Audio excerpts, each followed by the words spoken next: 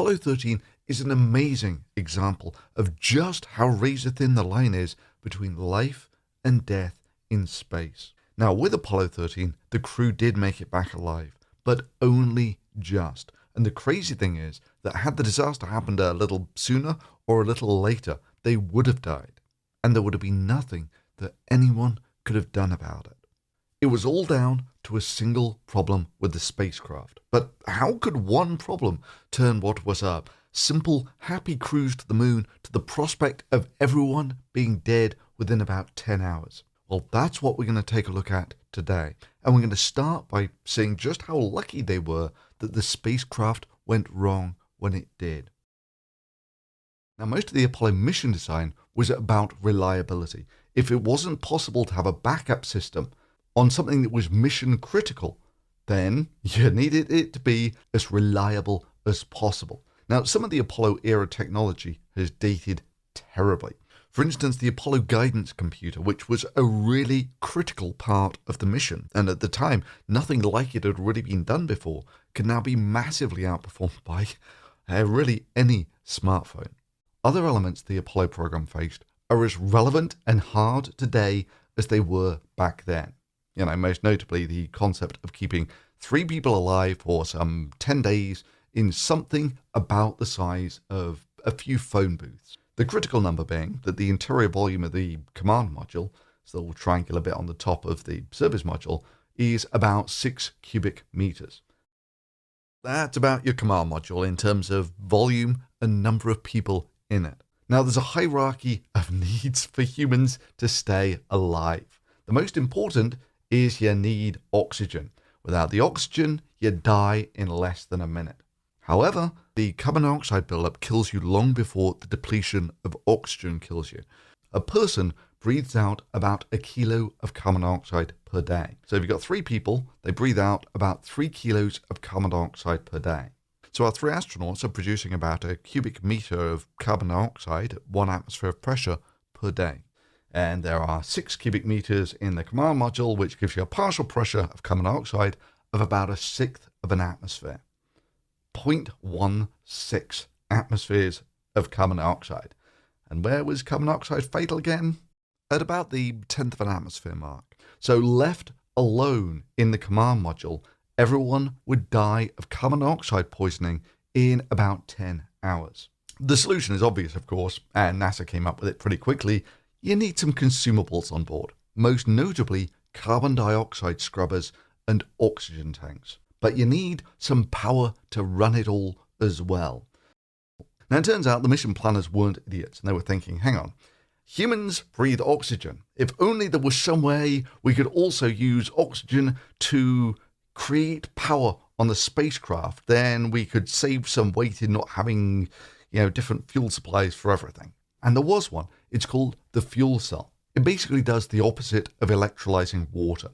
You pump hydrogen in on one side, oxygen in on the other, and it generates electricity, some heat, and, of course, water, which your crew can then drink.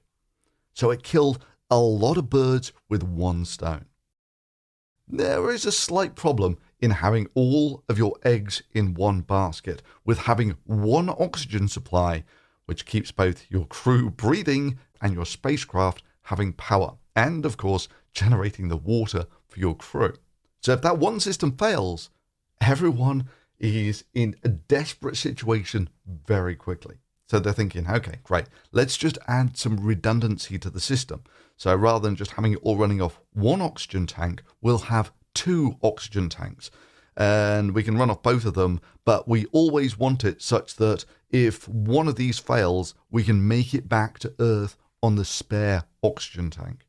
And of course, you need the same thing for the hydrogen tanks. And rather than just having one giant fuel cell, they say, right, we're going to go for 3 fuel cells, of which we can comfortably complete the mission on just 2 of them. Now, oxygen and hydrogen tanks aren't usually things that you have to worry about, in that usually you just plumb them in and they're basically good forever.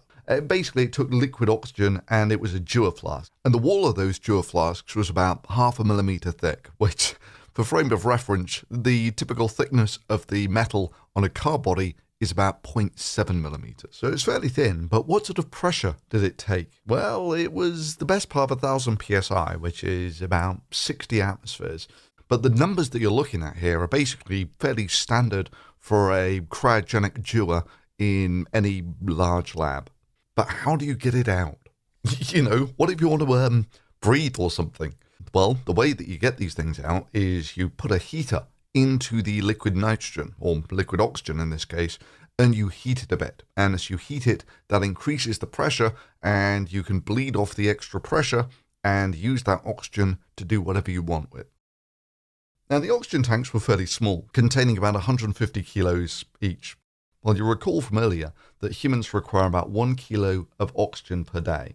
So for 3 people, 3 kilos per day for a mission of 10 days, you're looking at about 30 kilos of oxygen. And they had a total of 300 odd on board the spacecraft. Now, the remaining oxygen, of course, was mostly going to be used to run the fuel cells and power the spacecraft. The critical bit is that most of the energy went into running the spacecraft. You know, the radar, communications, computer, power for the reaction control system, and so forth. A lesser amount of that went into actually keeping the people alive. So at this point, we can do a rather cute little comparison that to get people to the moon, to keep the humans fueled while they were going to the moon, required about 30 kilos of oxygen. And to power the spacecraft required the consumption of about 300 kilos of oxygen, which pales into significance when you compare the amount of oxygen that was required to burn the fuel to launch this rocket in the first place, which was about 1,500 tons of oxygen, which is 1.5 million kilograms of oxygen. Good. So you now have your humans with an oxygen supply, and it's also running 3 fuel cells. And those 3 fuel cells are running 2 electrical power systems called buses. And buses are, they're basically like power strips. Off these buses, you have all of the critical service module systems, like reaction control thrusters, which allow you to point the spacecraft in whatever direction you want, navigation, fans to push the air through the carbon dioxide scrubbers, and so forth. You cannot survive long without power in a spacecraft like this. So, in an emergency, they could throw batteries onto these buses to keep them running for a limited amount of time. And obviously this was a bit of a stopgap measure. And also, if you were keen, you could put those batteries back on the buses to charge them. They were rechargeable batteries. And you can basically run the system off just one of those buses. The system is remarkably robust. The oxygen tank had redundancy to it. The fuel cells had redundancy to it. And the internal electric system had redundancy to it. It was very difficult to see how a single failure could cripple the spacecraft. So what did go wrong? Well, the unthinkable happened. One of their oxygen tanks blew up. Now, the loss of one of their oxygen tanks would have triggered an abort of the mission, but it shouldn't have been fatal. However, the 2 oxygen tanks were situated next to each other. And when one of them blew up, it damaged the plumbing to the second one, causing it to leak slightly. Once the second oxygen tank bleeds out, you lose power to the command module. You are completely reliant on the batteries to stabilize the buses. But those are an emergency provision which are good for maybe 20 minutes. And once those are gone, you are dead on every level because you have no power to run the carbon dioxide scrubbers, which is what will kill you first. And even if that doesn't kill you, you've lost your oxygen tanks. And even if that doesn't kill you, you've lost all the power to the spacecraft. You can't talk to the ground. You can't navigate the spacecraft. And even if you knew which way you wanted to point, you've lost power to the reaction control system. However, the crew of Apollo 13 don't know any of this yet.